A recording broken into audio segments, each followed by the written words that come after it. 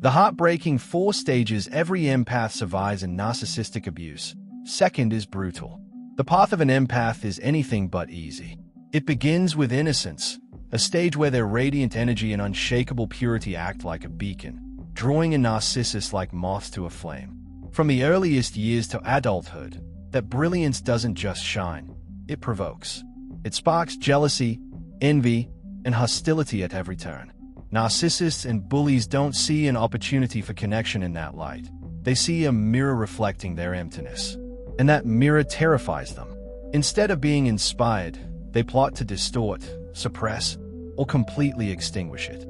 They attempt to reshape the empath into their own image, stripping away what makes them extraordinary. But here's what they never anticipate.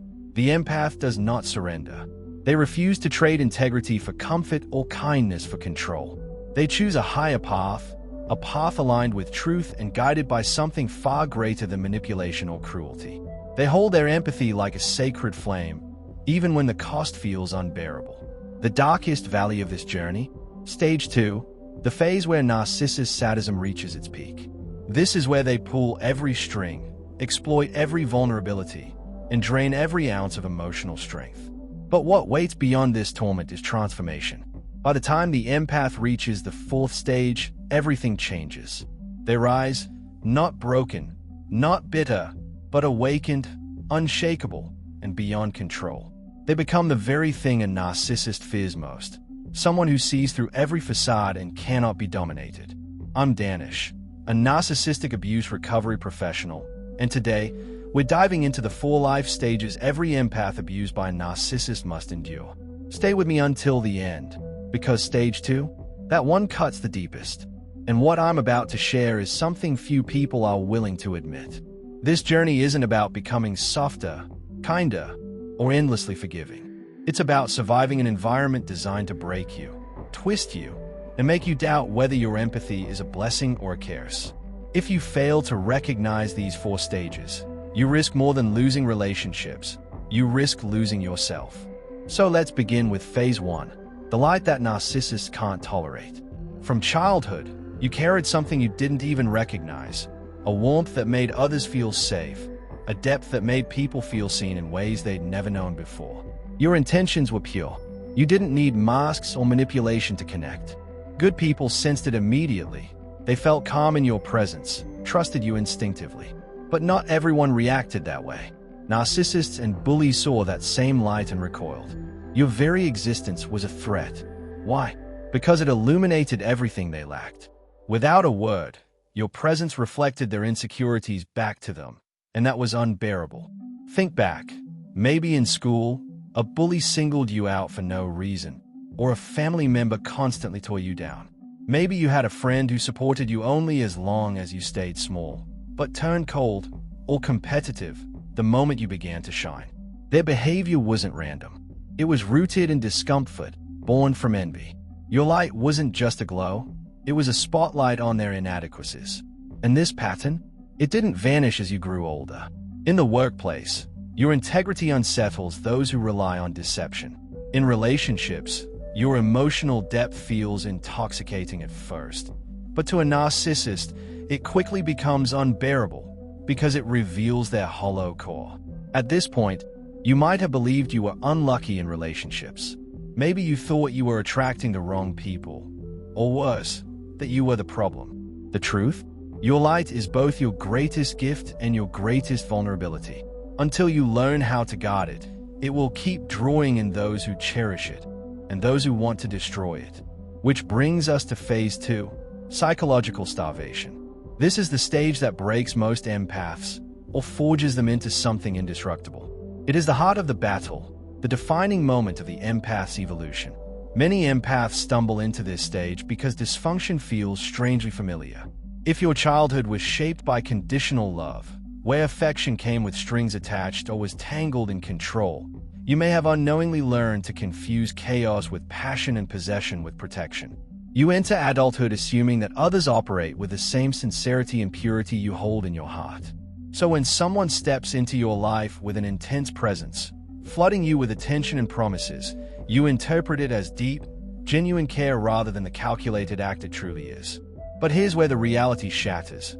Once a narcissist secures their position in your life, the mask slips. Their mission changes. What began as a campaign to earn your trust transforms into a relentless effort to dismantle your very essence.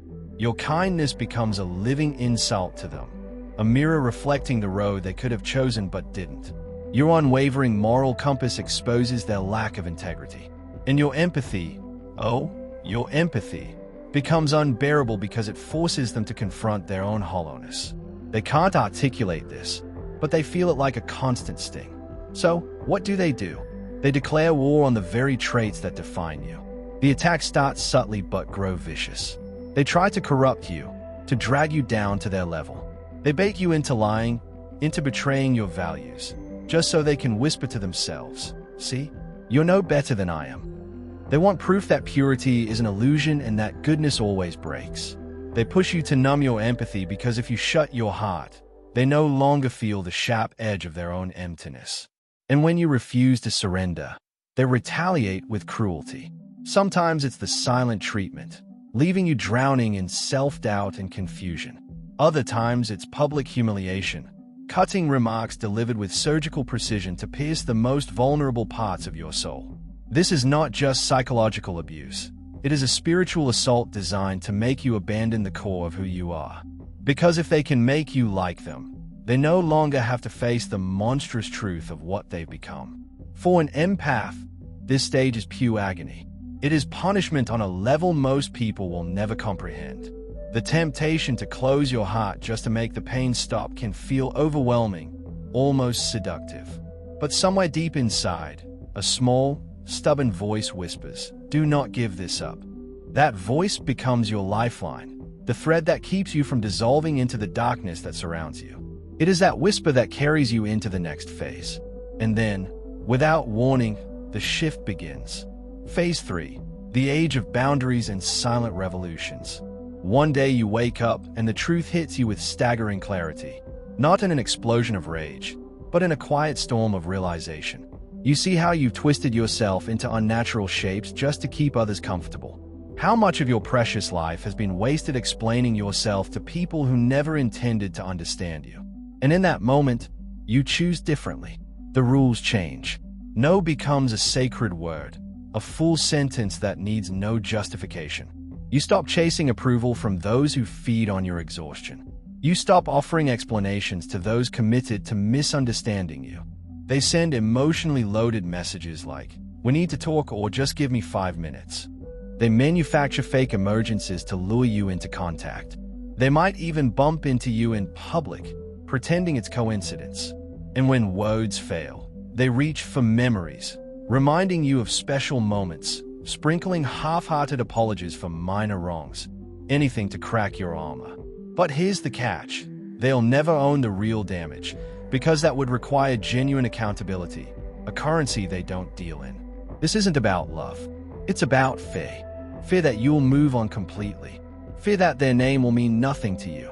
Fear that someone else will hold the space they once controlled. And then comes the final act, stage 4, the bow down. By now, every trick in their book has been played. Every mask has slipped, and still, you remain untouchable. They've tried dismissal, disruption, and desperation, and all of it has failed. That's when the energy shifts. The arrogance melts away. The tone softens, and they approach you cloaked in what looks like humility. It might not be literal, but make no mistake, this is submission.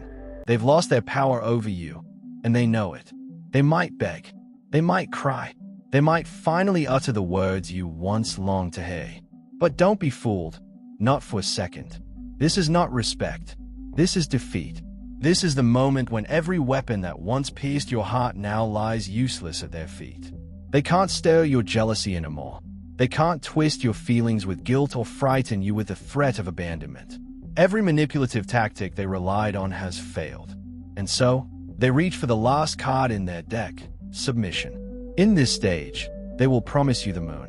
They'll swear they've changed, claim they finally get it, and even offer things they once declared they would never give. For a moment, you might feel something unexpected, a flicker of triumph, seeing the mask fall and the arrogance dissolve. You've never witnessed them this small before, and it feels like justice. But right alongside that victory comes a dangerous temptation, the urge to believe that this time, they truly mean it. That's the trap, because narcissists never forget the moments that make them feel powerless. If you take them back now, understand this, they will remember the day you made them kneel, even if it was only in spirit. And they will bide their time. Slowly, quietly, they will craft ways to punish you for daring to make them feel less than invincible. The truth is, the real power isn't in forcing them to bow. It's in showing them that their surrender means nothing to you. It's in walking away so completely that their apologies, their promises, and even their tears hold no weight in your world. That is the victory I want for you. So tell me, what are your thoughts? Drop them in the comments. I'll see you on the other side. Until then, as always, let the healing begin.